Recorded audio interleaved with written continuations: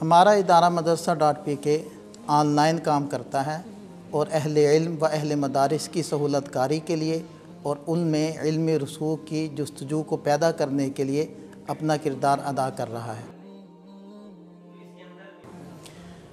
चूँकि हम ऑनलाइन काम करते हैं तो साल में एक मरतबा हम इस चीज़ का एहतमाम करते हैं कि हम एक जगह इकट्ठे हों और एक दूसरे से मिलें। तो इस साल जो हमारा इकट्ठा होना हुआ तो उसके दो मकासद थे।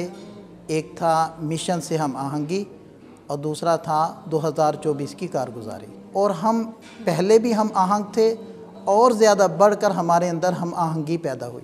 सबसे पहली चीज़ है कि हमारा मैदान मेहनत क्या है। तो हमारा मैदान मेहनत अहले मदारिस व अहले इल्म है, चाहे वो उलमा हो, चाहे वो आलिमात हों, चाहे तलबा हों या तालिबात हों। दूसरी बात कि हमारा मिशन है क्या।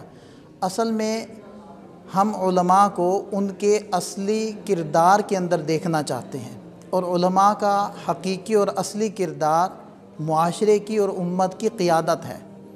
तो क़ियादत की सिफ़ात के साथ उलमा मुज़य्यन हो जाएं और अपने फ़र्ज़ मनसबी को अच्छे तरीक़े से अदा करें और उम्मत की क़ियादत करें।